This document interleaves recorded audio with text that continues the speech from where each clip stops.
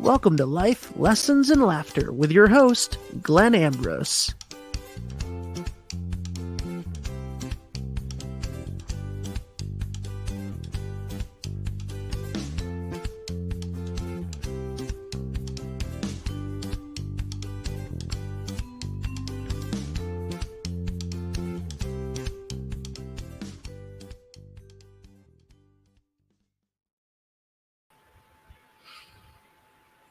Hello.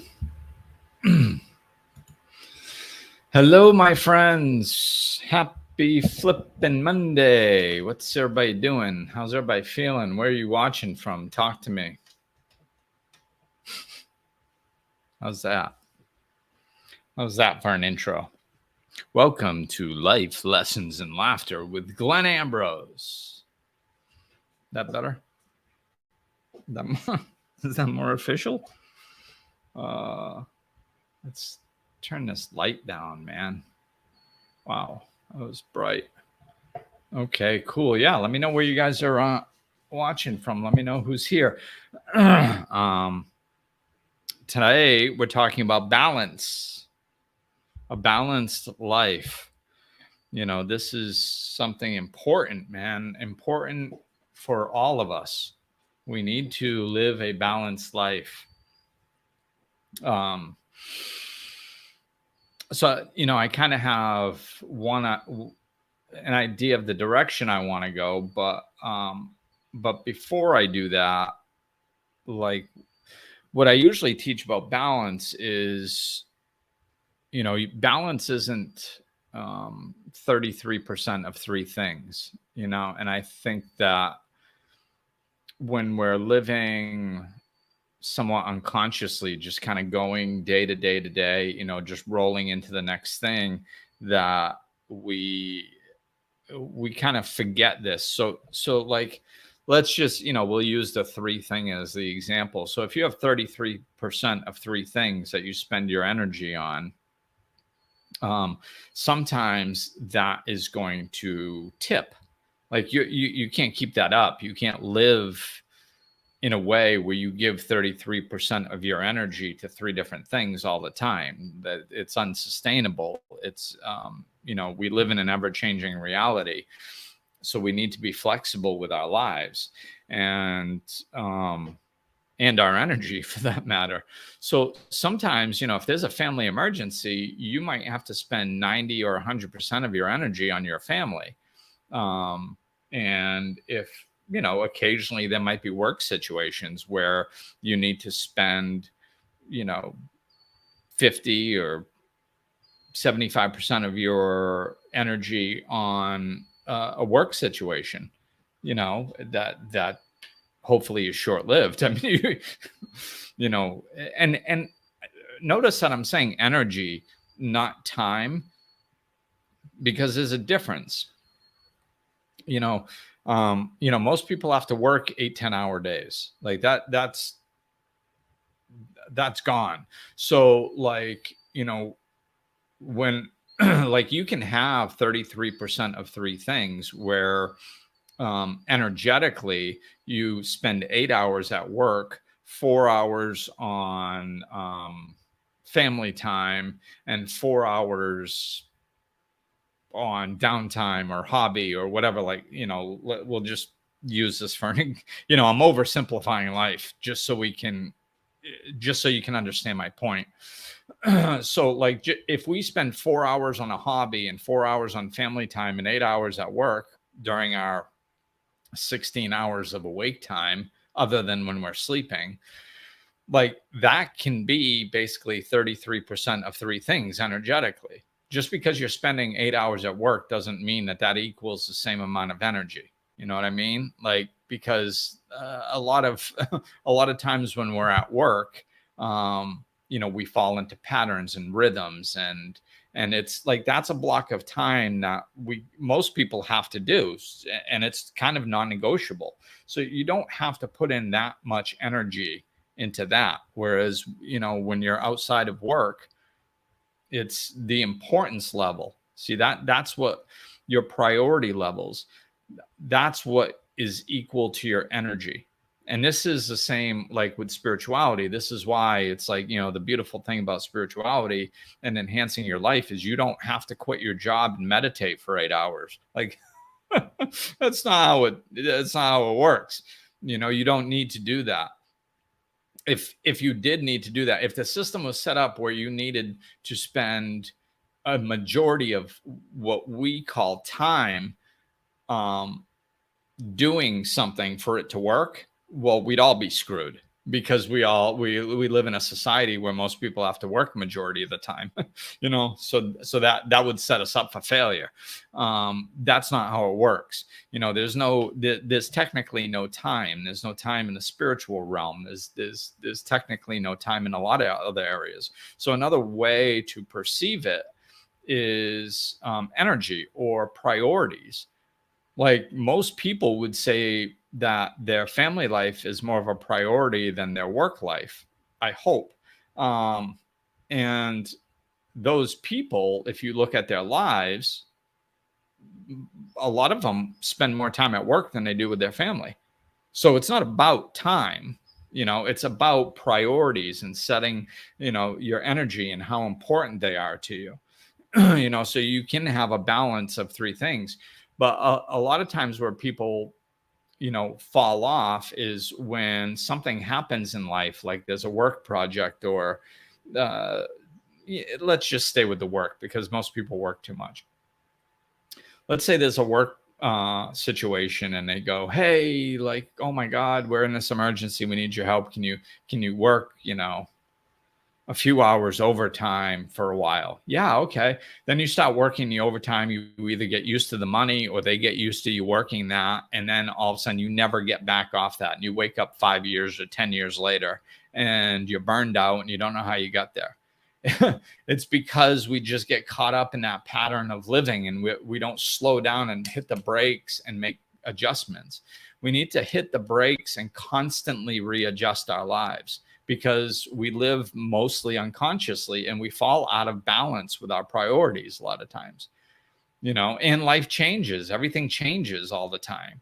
So, having your own business, you have to do this all the time. I'm constantly reassessing my business and how I'm spending my time, because we get caught up in unconscious patterns. We're very habitual beings, so we fall out, or, we're going to eat better or we're going to work out more. And then all of a sudden something happened and it knocked us off. And then we never got back on. See, it's not, consistency is very important. So, I highly recommend being consistent and not allowing yourself to fall off. This is why I like reschedule as opposed to cancel. I don't cancel things. I reschedule them as a general rule. That way it never falls off my radar. And then I wake up 6 months later going, oh my God, I was going to do that. So that's one way to help stay in balance. But if you stop and reassess going and look at your life and you go, okay, am I out of balance? How can I get back in? Doing that every few months can make a dramatic positive effect. Because we do, there's things that we're going to do that we don't, or emergencies that come up that pull our attention off, and then we never get back on. So it's about reassessing and getting back to a balanced life on a regular basis of reassessing, and a big thing, a big problem in our society is that we don't take our own happiness very seriously. Like, we just don't take it seriously. It's not high on our priority list. And our peace and our happiness is just, I understand it's a new way of looking at things, but this is foundational. Like, we really got to get better at this. We really got to get better at making our happiness and our peace a priority in our lives. And, literally as I was logging on tonight, this thought popped into my head because I posted a question. Here's a little interesting tidbit. The logarithms on Facebook are so tight that, like, I posted a picture and said, hey, I'm going live tonight and I will discuss the topic in this picture, and nobody saw it for hours. Nobody commented on it. Nobody liked it. Nobody saw it, nothing. And then a couple hours later, I posted just the picture with no comment. And I, like, within 45 minutes, I got like 3 comments and some likes, so the logarithms block this stuff. Like, as soon as I'm promoting anything, saying I'm going live, saying that there's a link in the bio, saying, hey, I'll talk about this later. Hey, go here to find out more information. Anything like that, any type of promotion, it picks right up on that, and it doesn't let anybody see those posts. So that's just a heads up. So like, if I have posts that seem vague in the description, that might be why. Or if you're looking for something, you might want to go to my profile and scroll through my feed or something, just so you guys know how it works. But what I found, what clicked right when I was logging on was, I think it was last week when I or the week before, I don't remember, when I put up a post, what do you feel that is out of your control? Something along those lines. And the comments that I got there was a lot of them, and they were very specific. I think I may have said be specific, but still, there was tons of comments. I'm still getting comments a week later, or whatever it was, 2 weeks later, whatever. Several days later, every once in a while, somebody will see that and comment on it. And when I post questions about happiness, balance, things like that, like positive things, I get very little feedback. And it caught my attention. Not that this is the first time it's caught my attention. It's caught my attention lots of times, and I've commented on it lots of times. If you went to to an auditorium that had 10,000 people in it, and you said, what do you want out of your life? What do you want in life? A majority of people, if, assuming they weren't in the mode to get real specific, I'm talking in a general consensus here, a general way, most people would say, I just want to be happy. I just want to live a peaceful, happy life. Like, that's basically what most people are looking for. We all, underneath it all, we all have the same desires. Happiness and peace can look differently to different people. Some people, peaceful means not being interrupted all day. Some people would like the interaction, but have it a smooth interaction. Happy could look like adventures all the time to one person, where to the other person, it would look like never leaving home and being in your garden all day. Just, whatever. It doesn't matter. My point is that no matter what it looks like for you, everybody wants the same things. They want to be loved. They want to be heard. But I mean, what do you want out of life? People want to be peace. They want to experience peace in their heart, and they want to be happy. So if you ask 10,000 people that, most people are going to be like, I just want to live a happy life. And then when you start asking people specific questions, namely like, okay, what did you do to accomplish living a happy life in the last 2 weeks? Most people would be like, what do you mean? That would literally be most people's answers. Well, what do you mean?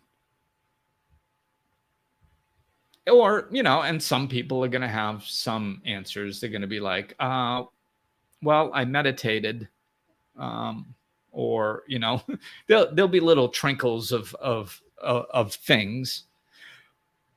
But my point is that the answers don't give the impression that people are actively pursuing it. If you were actively pursuing happiness, then if most people were, I'm not saying, maybe you are, but but if most people were pursuing happiness, then if you said, hey, what did you do to be happy? They would have specific answers. They'd be like, okay, I did this, I did this, I did this. Because they can do that with anything else that they're pursuing. Are you pursuing a job? Yes. What did you do to find a job? Oh, I did this, I did this, I did this. See, they have very specific answers. They can tell you exactly what they did. Say, oh, you're planning a vacation. What did you do to plan your vacation? Oh, well, I did this, I did this, I did this. I researched, first we decide where we're going to go. Then I looked into flights. Then we looked into hotel rooms. Then we look into rental cars. There's very specific things that people do to accomplish things, except when you ask them about happiness.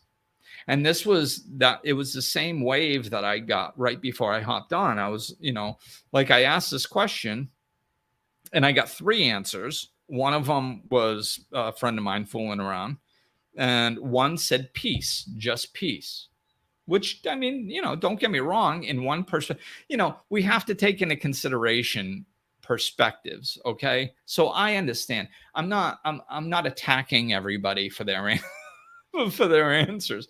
I understand that people perceive the way that I asked this question differently. Right. So I'm not attacking the people who answered.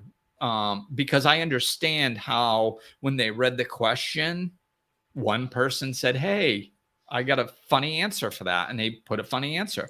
One person said, I just want a balanced life makes me feel peaceful. I just want peace. For their answers. Whoops. I understand that people perceive the way that I am. I was just looking at the answers in my the video that I'm doing now, just started playing back. Sorry about that. So peace. I just want peace. Okay. Well, that's an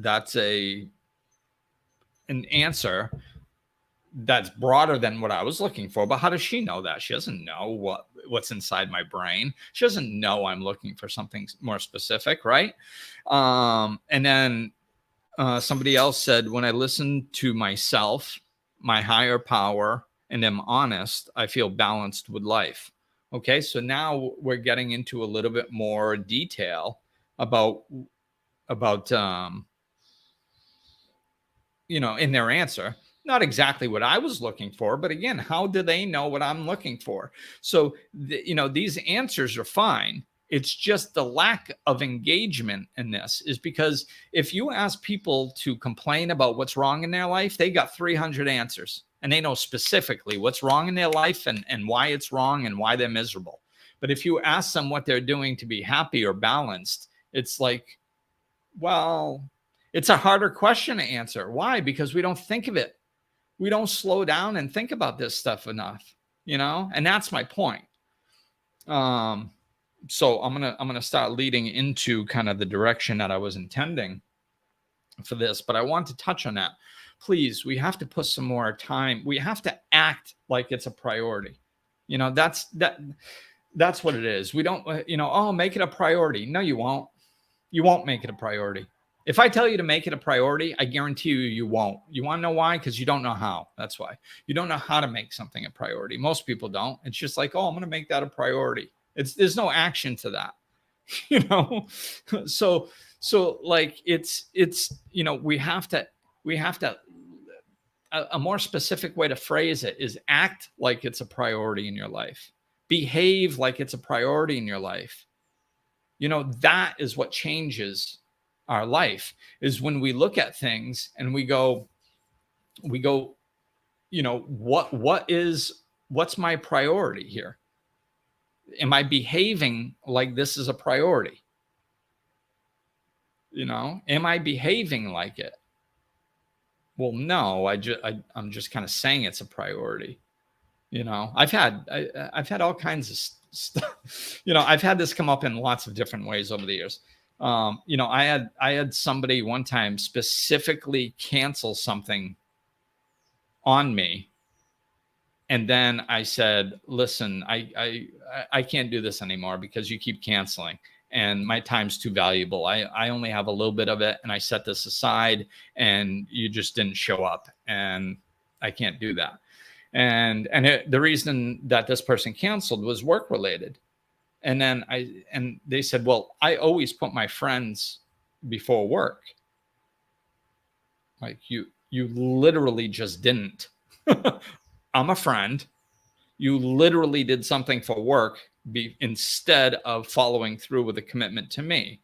So you literally didn't do what you said. So this is what I mean. We have to, that was many years ago, but we have to slow down and think. Like we don't, oh, it's a priority in my life. Well, how? How do you act like it's a priority?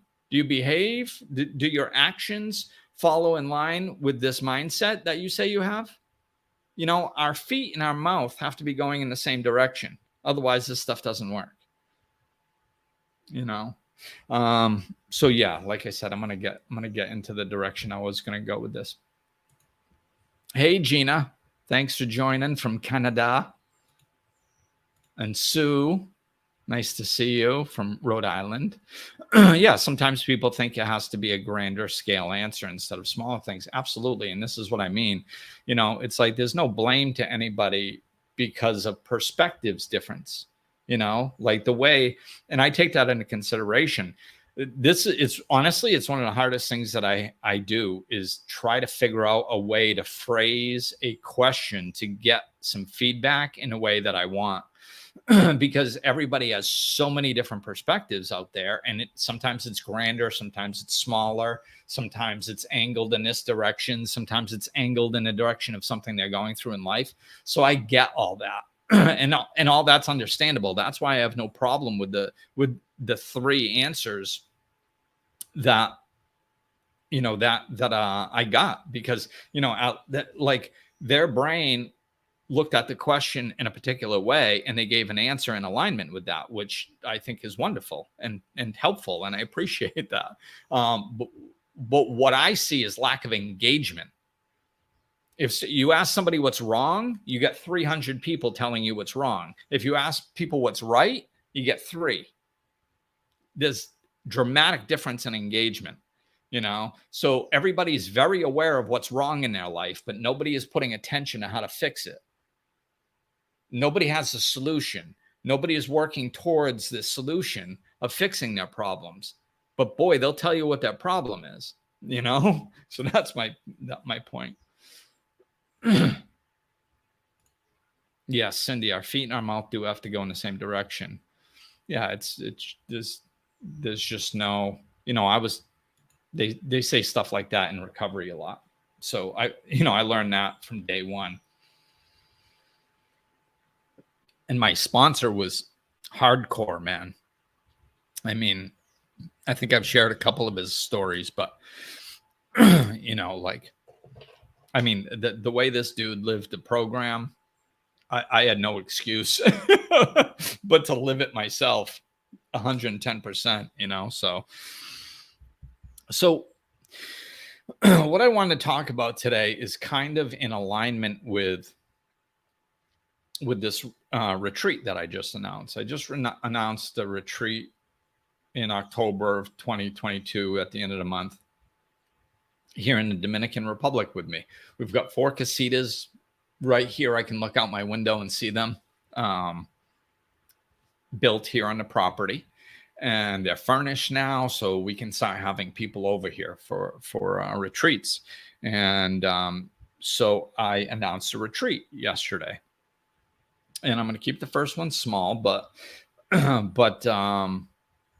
this, I was thinking about the retreat, and I was about to announce it, and I couldn't announce it. It didn't feel right.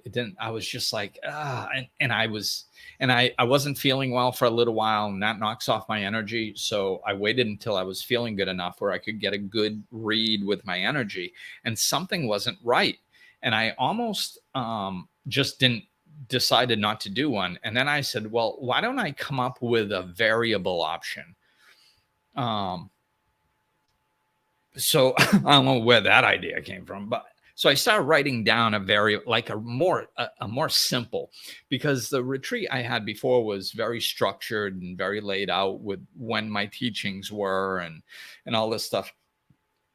And so I wrote down this retreat and I started searching types of retreats, because I'm like, what if I do something really more laid back and stuff? And I came across this definition, and this was what really clicked with me. And this is why I'm doing this topic.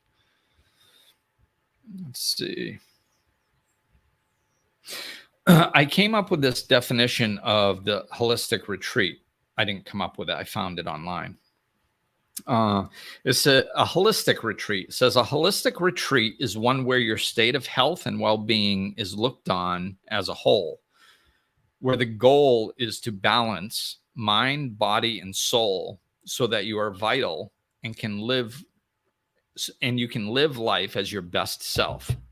And I went, ooh, I like that. And that's when my vision that, I had already started writing like this vague vision of a retreat. And when I read that, I went, oh yes, that kind of brings it into shape. That's what I unconsciously was trying to build. I was trying to design that, and I didn't even know what I was designing. And that put a definition to it. It helped clarify my vision about what I was trying to design. So because, and I kind of flashed to my life here. It's like, what's the point of a retreat here? What's the point of my retreat here?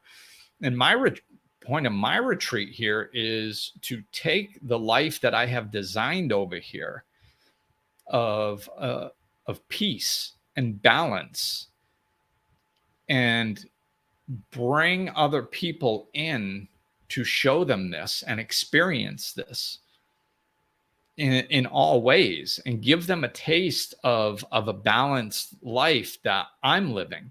Of course, I'm not going to have them come to work with me. It's a retreat. So we're going to have, a waterfall adventure and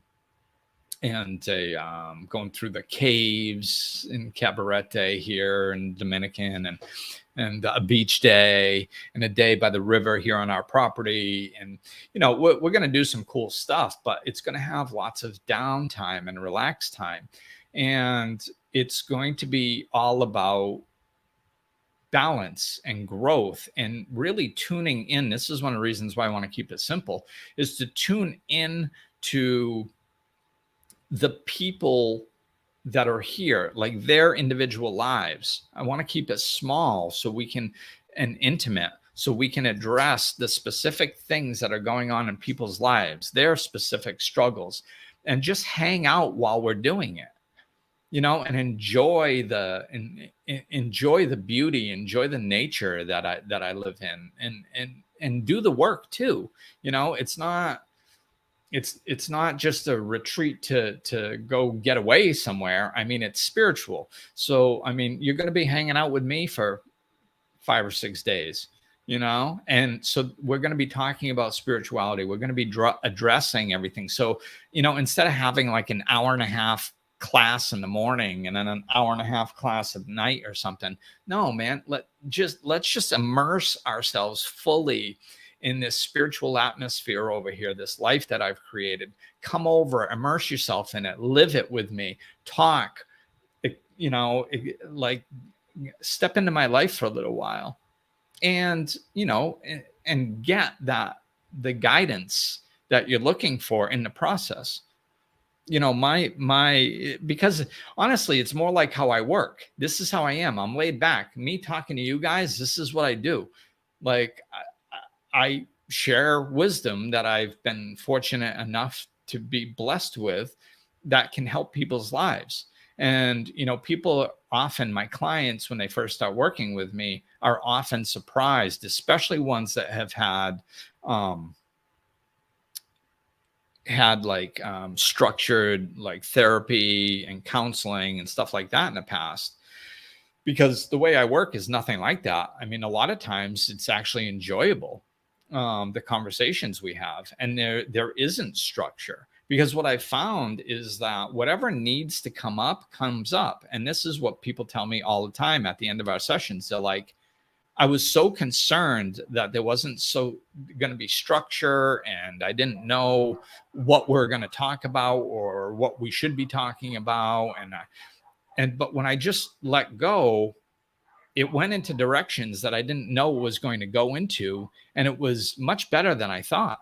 Like, I got what I needed. And this is how it works. If we just open, we can't open if we're tight and constricted and pushing and trying too hard. So if we just relax and open and allow and have dialogue with one another, that's where the true genius bubbles up.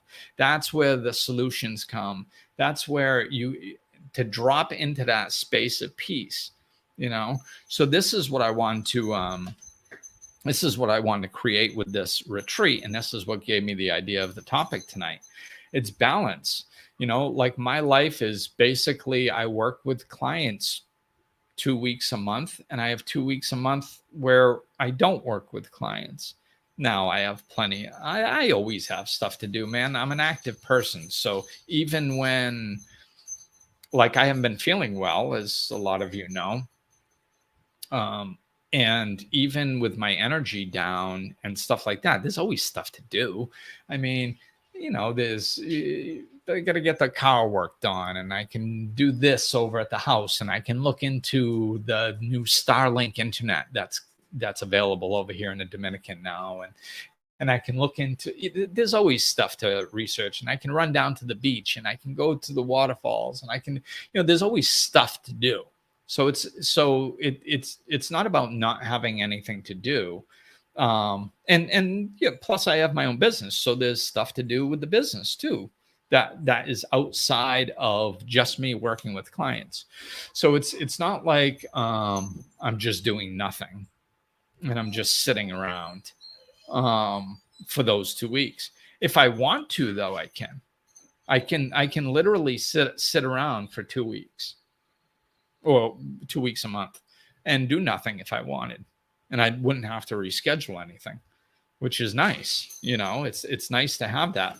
And I understand that not everybody's going to be able to do this, work 2 weeks and have 2 weeks off, even though it's not completely off, and, live in nature. But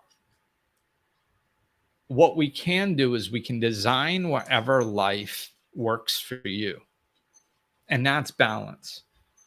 So like, if you really love nature and, you live in a congested neighborhood or something, and it just doesn't feed you, like, think outside the box, man. Let's design the life that we want.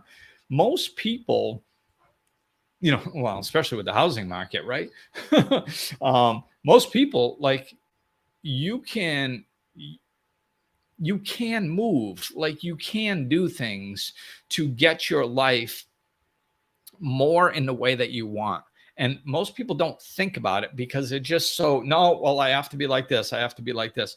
Oh, it'd be nice if I could do that. Oh, I wish I could just live. You know how those posts about those little cabins, like, how many times do you see on social media people put these posts like, I just want a simple life, and they post this little cabin in the woods, right? And they go, this is all I want. And they live like 10 miles away from a little plot of land that they could buy, and they could sell their big house that they're in now and build their little cabin for probably half the price. Like, I mean, it's like, what, like, why is simpler an impossibility? This is how we look at it, right? And this is what I'm trying to bring, in the balanced life. Like, we can live simpler. And if we live simpler, it's easier to be in balance. It's when, if you want to get closer to the truth, you simplify. If you want to get further from the truth, you complicate. So simple, you're more likely to be in balance. The more complicated your life is and the faster it's moving, the more likely you are to be out of balance. So we got to bring in structure and simplify things and look at things and stop, expand our mind a little bit, because like I said, I mean, like a lot of time, most people say they want a happy life, but they don't do anything to achieve it. And especially now where a lot of people are working online, starting businesses online, all this stuff. The housing market's through the roof. Like you can get a fortune for your house right now. Yeah, it might make so this is an interest. I'm gonna give you an example of what I'm talking about right here. Most people go, yes, the housing market is through the roof right now, right? So my house is normally worth, I'm going to keep the numbers simple, okay?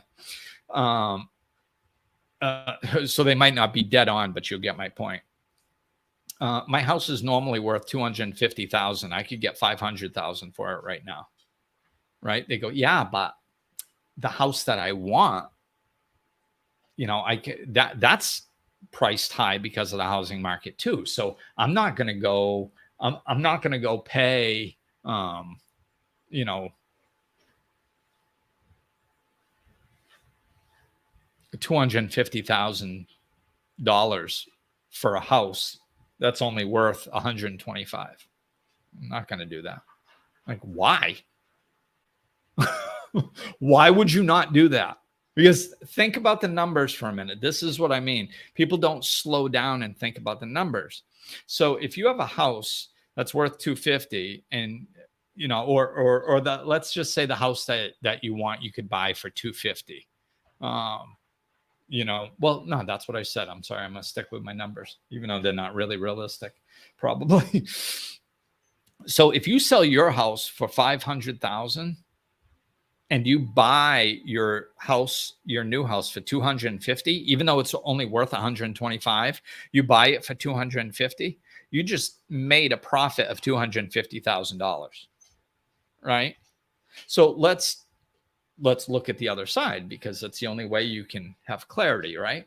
So what if you wait until the housing market goes down and then you sell your house for 250,000 and you buy that other house for 125,000? Well, now you just profited 125,000 instead of 250,000.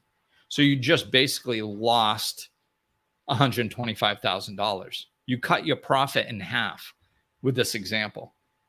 You see what I'm saying? Like, so the housing market right now is in your favor. Even if you're going to rebuy, it's still in your favor. If everything goes up 50%, then everything's up 50%, including your profits. You see? So, but this is the type of thinking that we need to start doing, well, we don't need to start doing. This is what I try to help people do. Think outside the box. Like, if you make your peace and your happiness a priority and a balanced life, this is how you can start working towards it. Because a lot of people, the reason that people don't move towards their balanced life is because for the most part, they go, I can't. That's usually what I get from people. Well, I can't. Well, why? Well, because I have to work and I have to take the kids to soccer, and I have to do this and I have to do that and I have to do this. So, like, I started my business when I was a single parent, and my son was playing on 3 soccer teams sometimes. I still did it. Like, there's a way to accomplish what you want to accomplish. Long-term vision helps.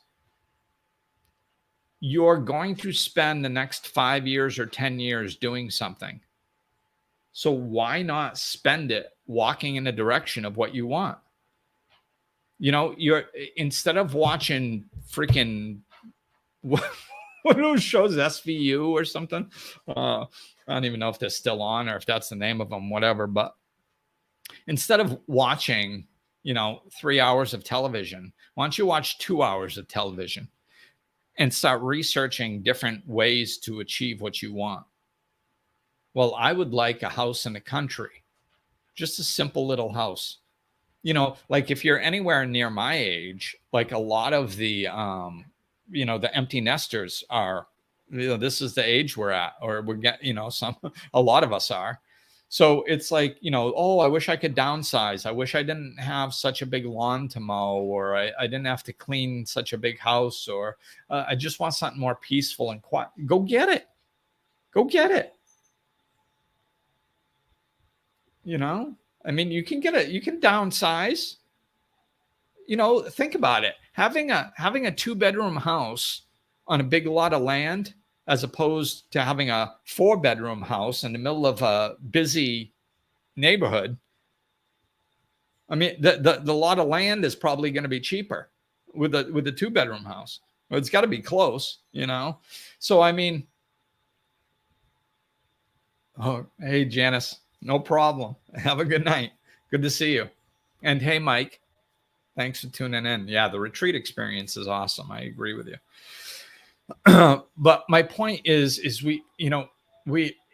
more, the life that we want is more accessible than we think it is. So we have to start working towards this stuff and look at the life you're trying to design. It should have some balance, Yes, it can include finances and having to work, but are there adjustments that you can make there? Can you work from home? Can you work from home most days and only travel to the office, 1 day a week or something? With the workforce the way it is right now, with everybody quitting their jobs, it's giving us more control and more power over our own lives.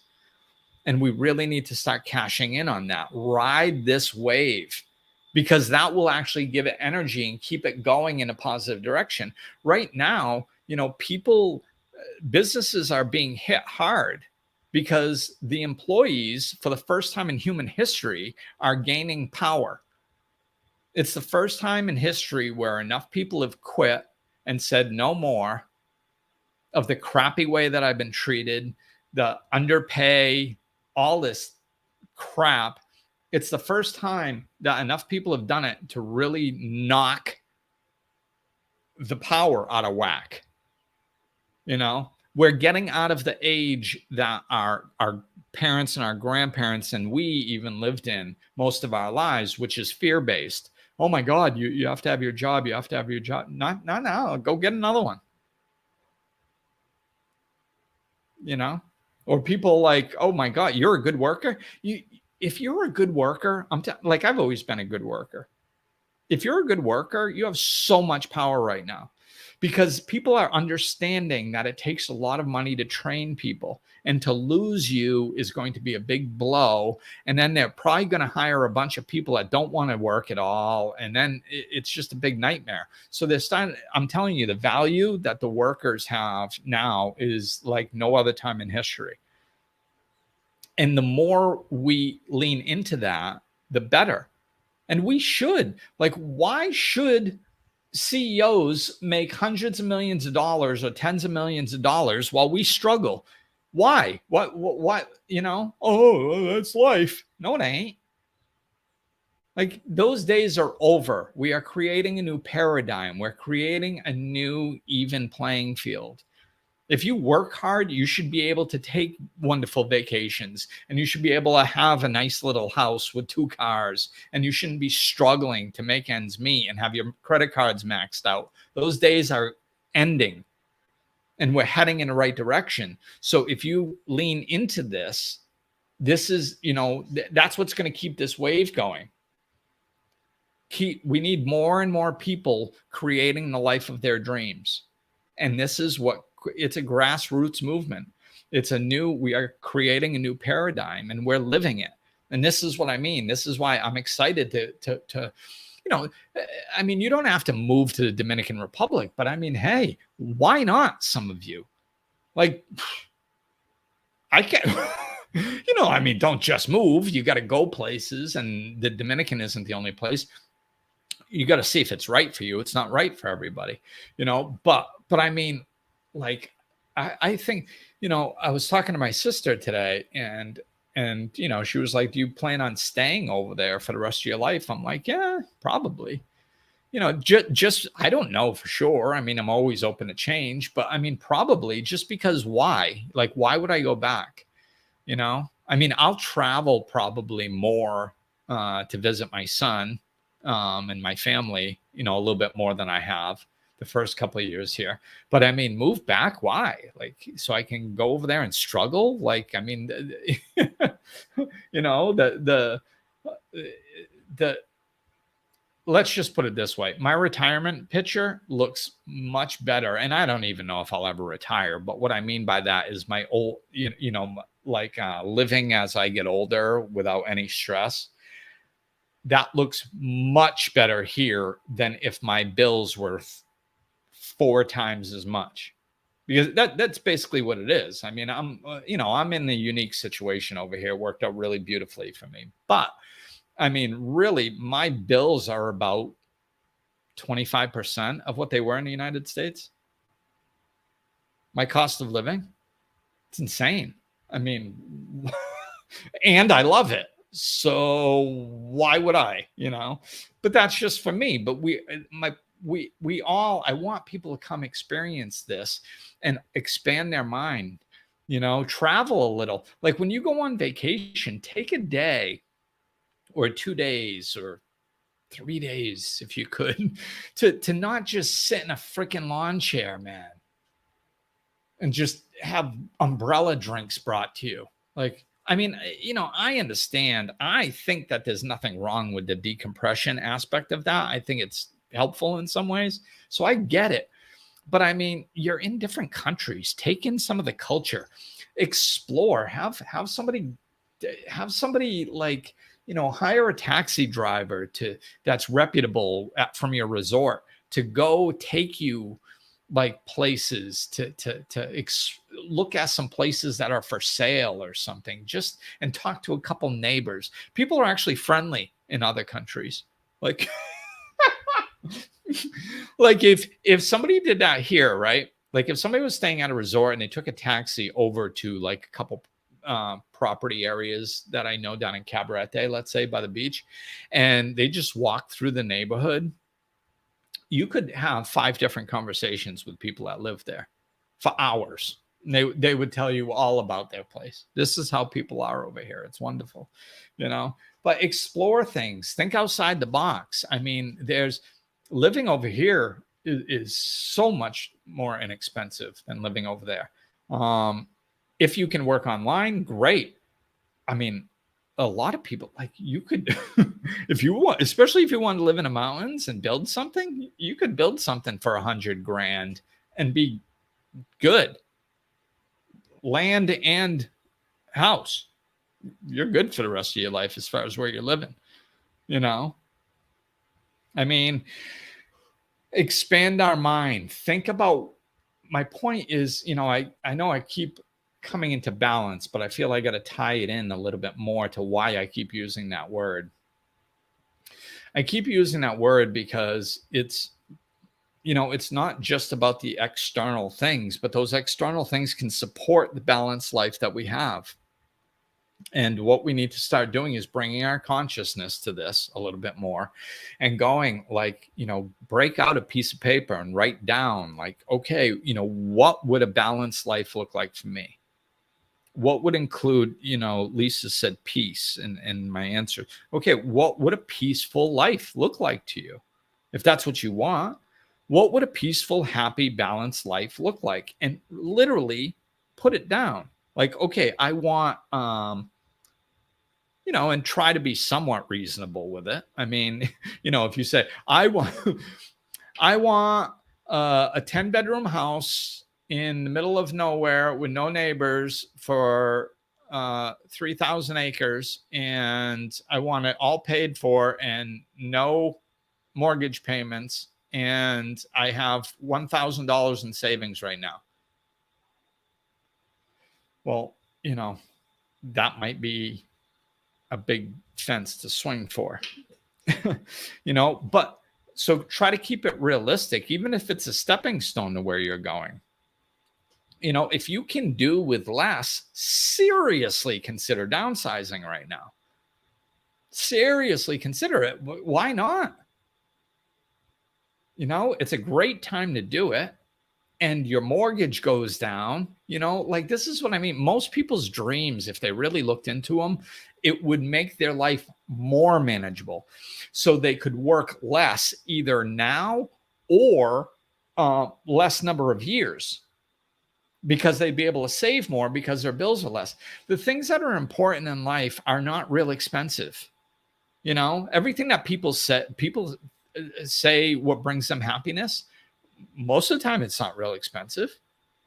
Or people want to travel. Even the way you travel sometimes, like I've quite honestly, I was an alcoholic for 20 years, and then I was a single parent for 17, struggling job to job, and then starting a business. So I've been scraping for money basically my whole life.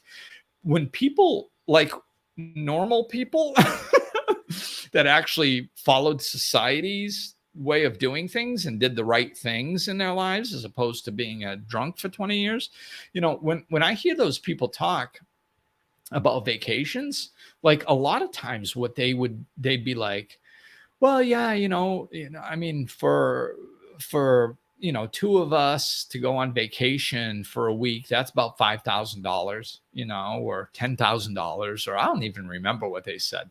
But I remember going, my jaw dropping, because like when Mateo and I went on vacation,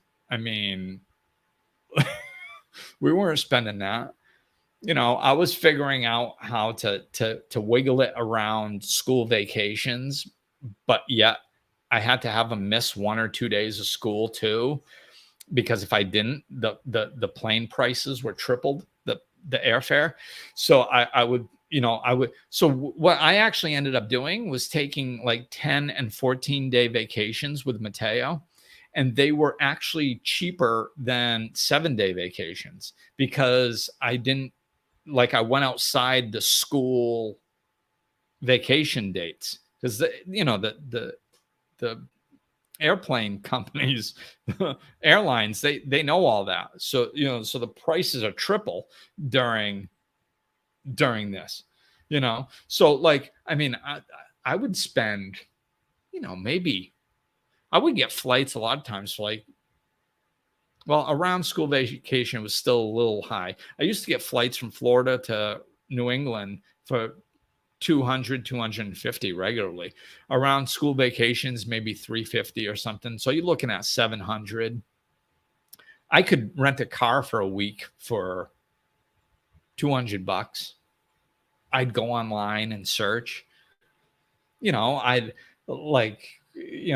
stay at my friend Brian's all the time, and there'd be a pool and we could drive to the beach, and it was great for a kid. He had a kid the same age, so that, he had somebody to hang out with. He could go jump in a pool all day. I could sit around. It was great, man. We had great vacations. And, I probably spent maybe $1,500, like for two of us, maybe less, probably less. So my point is, it's, this type of thinking is kind of second nature to me, because I've lived it a lot. I've had to find ways, like I said, my son played on 3 soccer teams, sometimes competitive teams, so like, that took money. Like there was, man, I can stretch a dollar like nobody, man. I can, what? It's amazing, yeah. Staycations, that's a good point, Nicole. She just mentioned staycations. What I've noticed many times, not so much over here, but in the States, there are so many things to do within driving distance of houses, like where people live, that we've never done.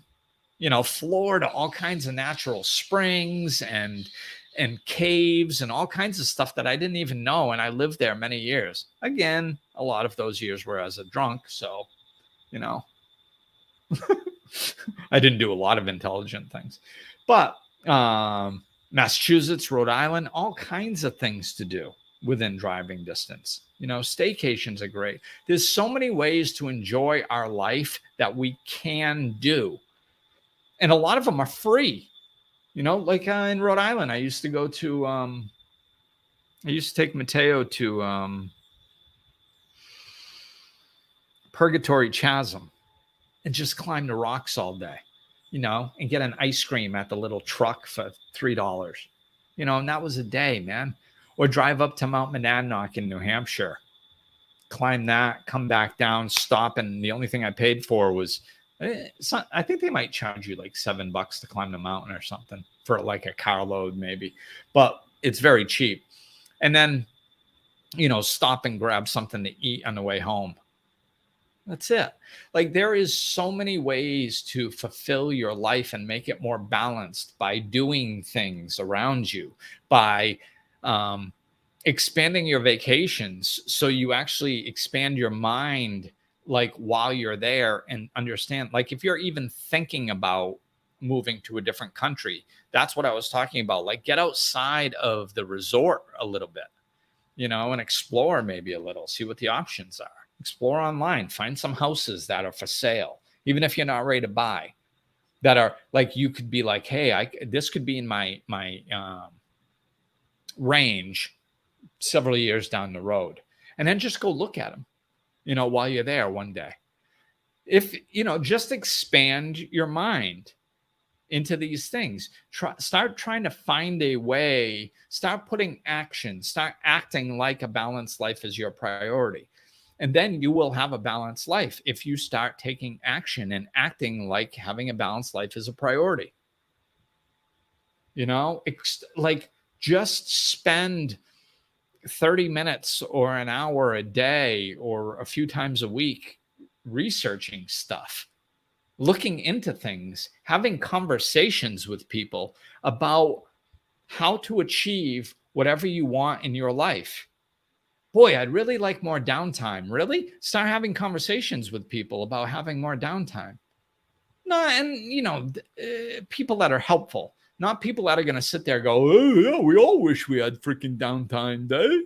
You know, no, people that are actually helpful, that can think outside the box and actually, you know, try to sit down. You could form mastermind groups to explore different ways that you all help each other. So you have multiple perspectives. This is such a joy in community, having multiple perspectives. You know, get your friends together and all be like, hey, do you want to design your life differently? And then get together on a call once a week or once a month and just spitball ideas about how to achieve what each one of you wants to achieve. And you go around the list of 4 or 5 different friends. And you go, okay, this is what do I want to achieve, but I don't know how to achieve it.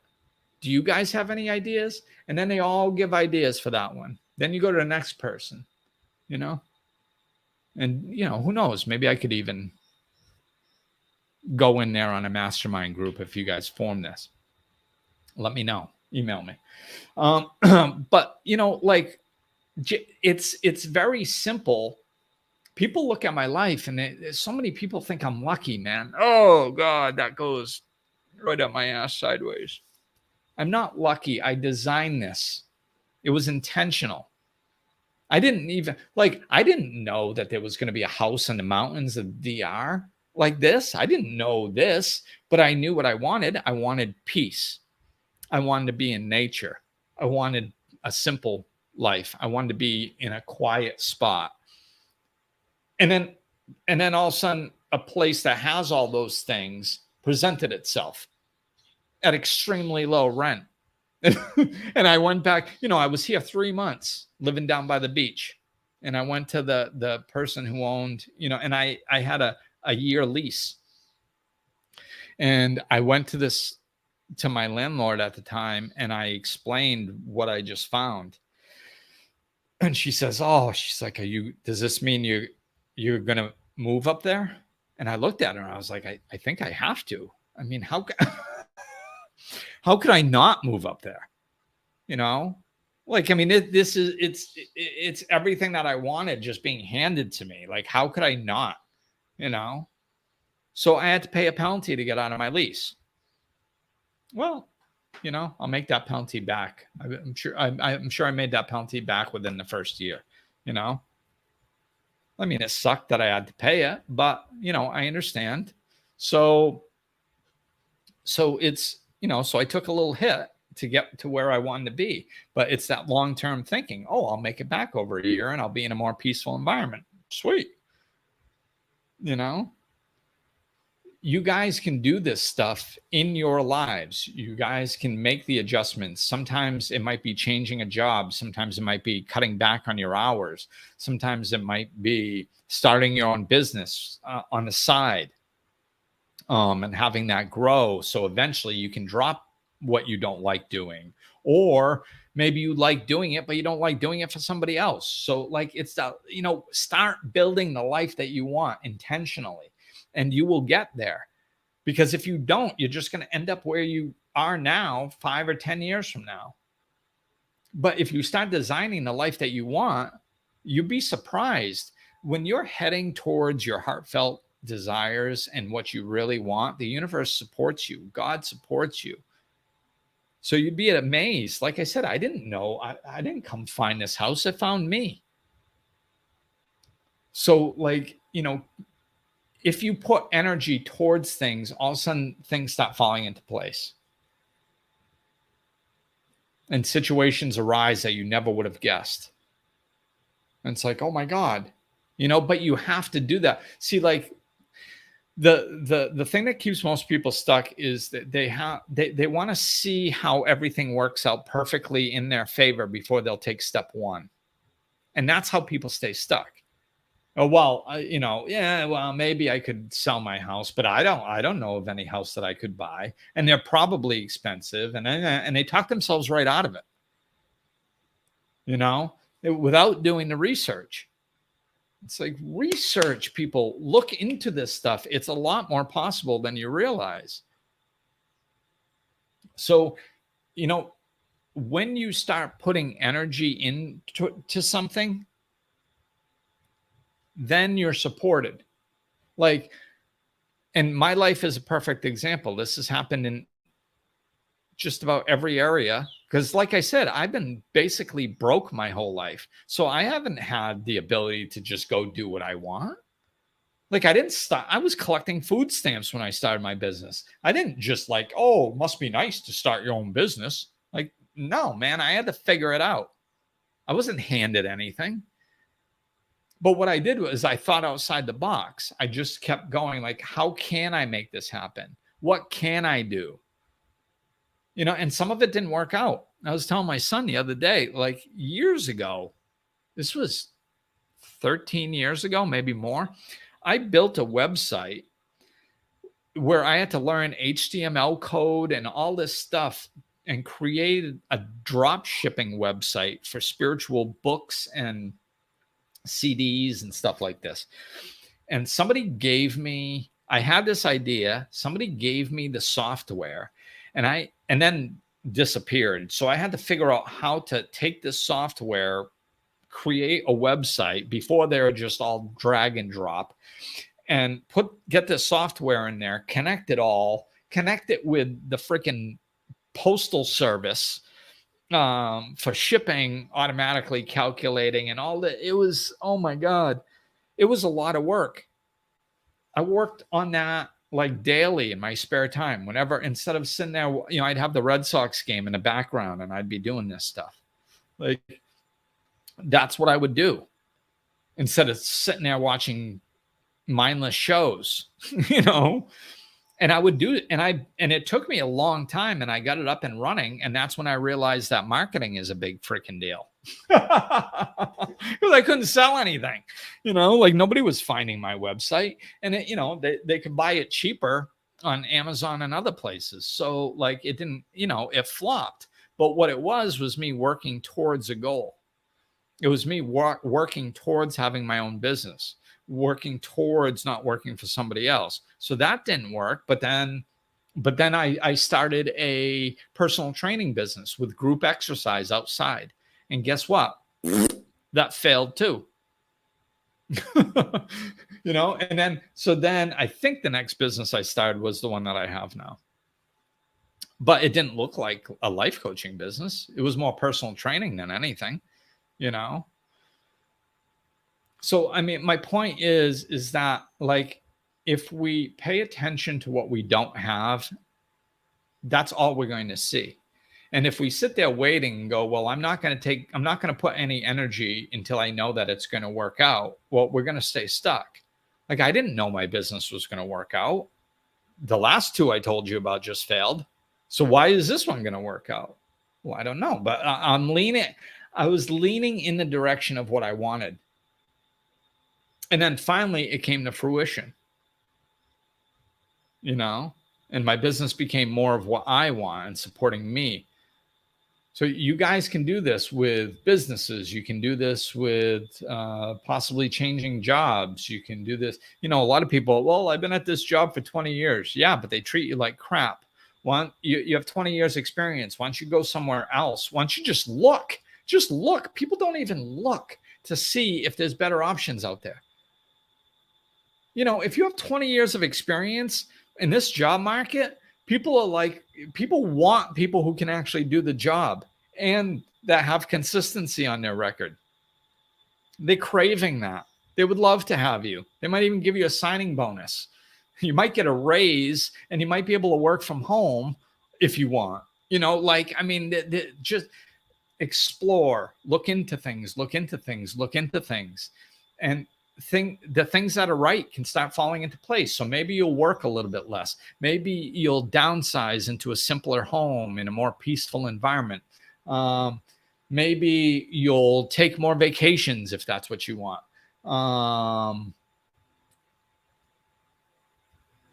You know, maybe you'll have more downtime so you can spend it with the grandkids.